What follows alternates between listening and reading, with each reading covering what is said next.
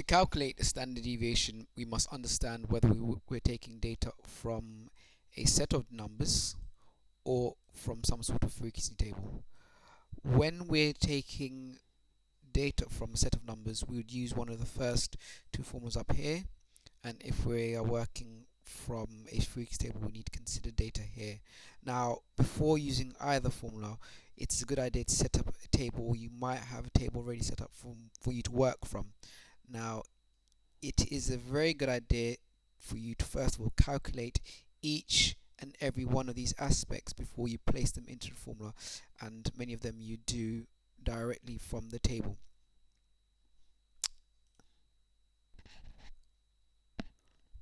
With regards to sets of data like the one below, we would need to consider how these numbers would fit into this equation here. Now, with the first formula, you simply need to recognize what this represents. This is simply the sum of each of these values squared. That is what is represented by the top half of this here. So this part here is simply the sum of all of these values squared, whereas the bottom is simply the number of these values. In this case, you've got 10 numbers. Please make sure you're squaring each one of these in term and then adding them up to get the sum of each of these numbers squared. From that, you then take away the sum of these numbers divided by the number of numbers, and you should recognize that as just the mean, and then you would square that value. So if you add these up, divide by 10, that total, you square it. Okay. You then would finally, after you've completed subtraction, square root everything to get your final answer. So let's see that working. In your calculator, there is a shortcut for this. So you can start off by putting your calculator into the correct mode by going to Shift Mode, beg your pardon, not Shift Mode, by going to Setup, 2 for stats, and then 1 for one var. And then you've got this table. Now that is only one set of data. You're going to see how that changes in a moment when you want frequency as well. So you put in your numbers one by one. This is the same as just adding them up, but then you can get these values very easy. So I'll put in 22, press equals 19, press equals 23, equals 16, equals 24, equals 17, equals 22, equals 19, equals 21, equals, and then 18, equals, and you can see it counts. I've got 10 pieces of data put in there. Now straight away you can work out values like your mean and standard deviation. It is a little bit strange because the symbols that appear. Now once you've done that, you can click AC to clear that. But then if you want to bring the data back, it is actually stored, and stat mode shows you that the data is still stored in the calculator. You simply press Shift and then Stat, and now you want to show this data here. You click on 5, and now if you press 2, that will actually give you the mean for this data. And if you press on this button, X, and it's got this weird standard deviation key. The standard deviation symbol can be various things, but typically it looks like that, and that is what is here between the X and N. For some reason, this calculator, that is what it looks like. So in turn, first of all, our mean in this data, and you can double check this if you want to, is going to be what we get when we press 2 on this key, and then press equals, and the mean of these numbers should simply be out 20.1, and it's to one decimal place anyway, 20.1, and our standard deviation is going to be, when we go back to calculator, Shift Stat, again var, but now we want this one here, so we press 3, that symbol comes up again, and then we press equals, and this 2.54 is our standard deviation. We're going to see this working in just a moment. Okay, so let's start again. I have just turned the calculator on and off to start this again, but let's try it again. So Shift, beg your pardon, Mode, and I want to go to Stat, and I want to go to one var. So I'm going to press 1, and now I'm going to put numbers again to 25, 18, 22, 18, 25, 15, 21, 15, 23, and 17. You'd show this in your working in a table form, but again, you know it's 10 pieces of data and it's like you got to count on how many pieces of data you put in there. Straight away, clear that. Shift var. I want var again, and this time I'm going to go straight for the mean. So click on 2, press equals, and this should be 19.9, was it? Let's go back. 19.9, and then clear that again. And we want the standard deviation. Shift stat var, and then 3. Press equals, and this we want it to one decimal place, so it's going to be 3.62, but 3.6. So let's type that in. 3.6, and let's mark it. Actually, no, we're not finished. Ooh, forget this one. Let's look at this. Once they've completed the test, each girl has to sit a mental arithmetic test which takes 5 minutes. We want to write down the mean and standard deviation of total time taken for both tests. So you know if you're going to add 5 minutes to each of these and then divide by same, the whole total is going to be 150 divided by 5, and divide by 10. Each of these is going to take out the whole mean up by a total of 5. So you can simply add 5 to whatever the previous total was. So you're going to get 24.9. And now the standard deviation, that's not really going to affect how much everything is far away from the mean. So the standard deviation should remain the same at 3.6. So let's mark that. And yes, we've got it all right with our trusty calculator. So let's have another example, but let's look at this in a case where we had a frequency table. Okay, in a moment I'm also going to show you this in a table so you can see how you can take each of the values down one by one and use formulas here discussed. So again, you might be looking for this, and we'll look at these separately, but for now let's look at how we can use a calculator to make it slightly easier. So clear that again. Now because it's a new table, new set of data, I will turn the calculator on and off. Hopefully that's on and off, but let's see what happens. So notice if I go to mode again, and I go to 2 for stats, and I go 1 var, I've only got one table but I haven't got a frequency column. To change that, what you actually do is you need to go into shift mode, then you're going to have to go down, then stat with 3, and then you're going to turn the frequency on by pressing 1. Now when you look back, you've got a frequency in a column, so I can put numbers in again. So it's going to be 20, 22, 24, 26, 28, and 30. 30 I said. And again, notice now for each of these, like normal data, and for the previous example, it would have taken the frequency down as being 1, because there was 1 occurrence of each of those numbers. Now we want to change this, so we need to move over to the right and change this to the correct number. So frequency for 20 was 8, for 22 it was 11, for 24 it was 16, for 26 it was 6, for 28 it was 6, for 30 it was 3. Once I've done this again, clear the screen, and straight away the mean is going to be shift var, var again, mean, that symbol there we should recognize the mean now, 2, enter, mean is 24, let's type that in. Standard deviation on the other hand, we should now recognize what symbol looks like. Clear that again, shift var, and then var again 5, and it's this symbol here, and we want to press 3 and press equals, and we want it to one decimal place, so we got 2.8. Now look at this one. The next time FLRB goes swimming, he swims 6 lengths. If this piece of data is included with original data, how will the standard deviation change? So again, you know standard deviation measures the spread of data. So if someone has come in here and their data is going to affect the amount of swims they've done, you're going to notice this data is going to be slightly skewed. It's going to be 1 more in frequency. However, he's been a little bit lazy, so that's going to bring the data down, so it's going to kind of stretch towards the outlier, but the data itself is going to stretch further. Therefore, the distance of the standard deviation is going to increase in spread outwards. So let's mark it and see what we get. And once again, our trusty calculator has made sure we've got everything correct. Okay, let's see some more.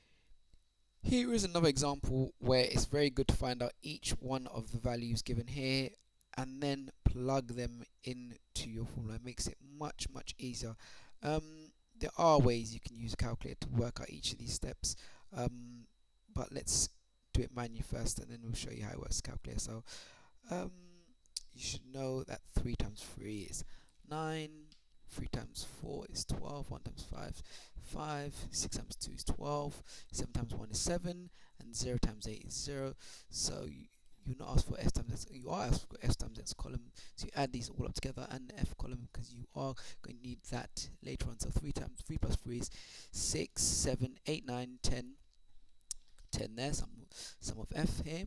Sum of f times x, you got 21, 26, 36, 37, 38, and then you've got 45 here. Sum of x squared, so you take these values and square them, so you've got 9, 16, 25, 36, 49, and 64. Then you want this the sum of your frequency multiplied by x squared, so this multiplied by this. Okay, so you've got 3 times 9, which is going to give you 27. 3 times 16, which is 48.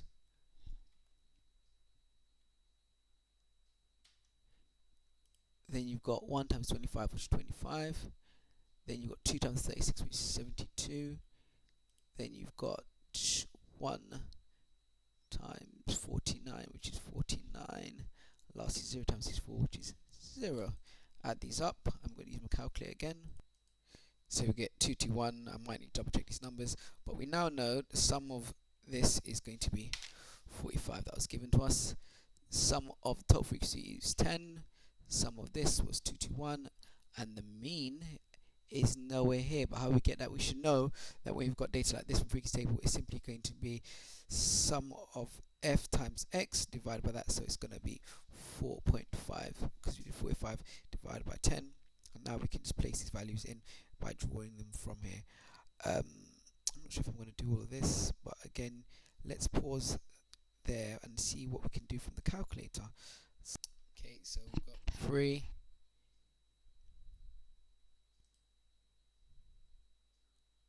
4, 5, 6, 7, 8, 6 pieces of data. Let's go across to our frequency. So it's 3, 3, 1, 2, 1, 0. And let's see what actually happens here. So let's check our mean. Okay, so we should know what that should be. So 5 again. Our mean is what we want. So that seems right. Let's put that in. That's 2. So clear it first. Shift stat 5. We want mean first. 4.5. That seems about right.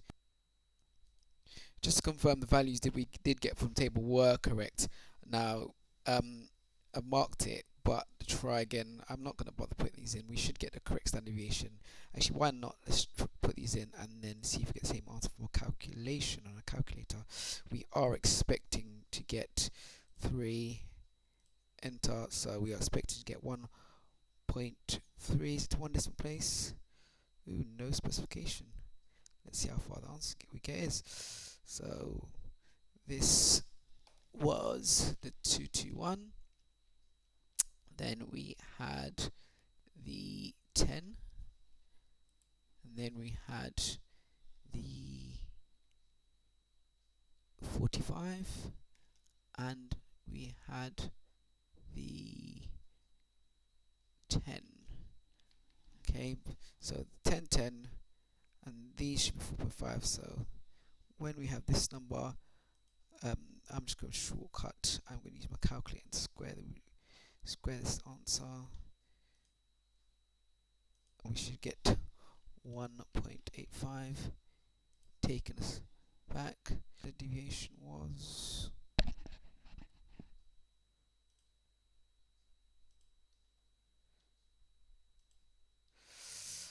1.36, 1.36, 1.36, and now that's correct. I quickly want us to have a look at this example now, again using a calculator and understanding what each part of these represent. We should remember that this formula here is only used for data sets where there's no frequency to be associated. We should observe that each one of these takes account of one occurrence. So there's been one observation of 2 eggs, one of 3 eggs, 2 of 5, but they're not placed into one frequency, they are separate. The mean should be easy to work out, simply going to be all of these divided by 7, because it's 7 pieces of information. So you've got 5, 10, 15, 21, 30, 42. So divided by 7, 42 divided by 7 should give us 6 here. var, again, we're going to get that as we start working out our standard deviation calculation. Now, distance away from mean, we know mean is 6, therefore I can say 2 take away 6 is going to be minus 4. Then 3 take away 6 is going to be minus 3, minus 1, minus 1, 0, 3, and 6. Then we need to square these values, so we can have 16, 9, 1, 1, 0, 9, and 36. And then we need to simply get a total of all of these values. So we can have 25, 26, 27, 36 plus 36, 72 for a total here. And this is how this part of formula was created. Pretty much easiest part, and then you place that over number values, so we're simply dividing by 7. Alright, and that is before we square root it. So 72 divided by 7, done it off by heart. 72 divided by 7. Nope, that's not right. 72 divided by 7, and we get 10.2.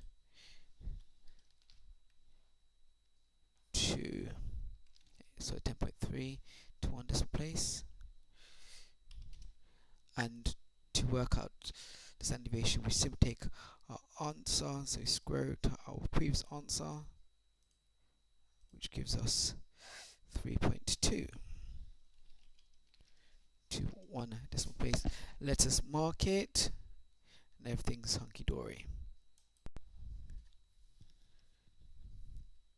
Now let's go over that last calculation again, but seeing how our calculator can make things slightly easier for us. So let's go back into shift mode, and we don't need the frequency anymore, so let's turn it off by going to 2. So frequency is now off. Now if I go setup stat, and then I go into 1, I've got my column, and it's only variables without the frequency, which I don't need. So I can place my numbers into a table. So 2, enter, 3, enter, 5, enter, 5, enter, 6, enter, 9, enter, 12. Now that is all the numbers entered into a table. There's 7 pieces of information. I can very easily find out what my mean is by going shift stat, and then I want to go to 5, which is var, and then 2, press enter, or equals 6 is my mean. Variance, or var, is simply going to be an aspect of standard deviation. This calculator doesn't actually have a function for that.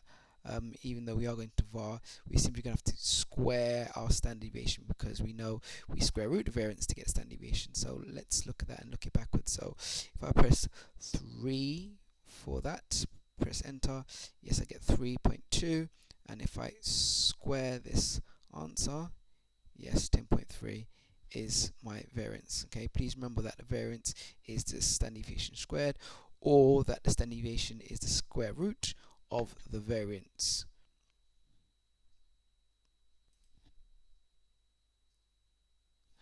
Now, one other thing, to make sure that your calculator goes back to normal mode after you've been playing around with it, it may display some odd features. For example, if you just want to write 4, not 4, let's use something more complicated. If you want to write 4 over 5, it's written in this way. You're used to seeing it in the A over B fashion. I think it's much better that way. And if you want to write square root of value, it shows this strange bracket formation. To put it back in the natural display mode, it's a good idea for you to press on, press mode, and then comp. This is a calculator in the traditional form. So I can write 5, come down here, 5 over 9. I've got my traditional fraction form, and I can also write fractions, square roots, in the normal natural form, which I think is a lot easier to work with. So let's say I want to square root of all of this, or square root of something else, say square root of 4 over pi, for example. It looks a little bit nicer, and I can have that being multiplied, and voila. Okay, so please don't forget that you can put your calculator back into normal mode by doing that.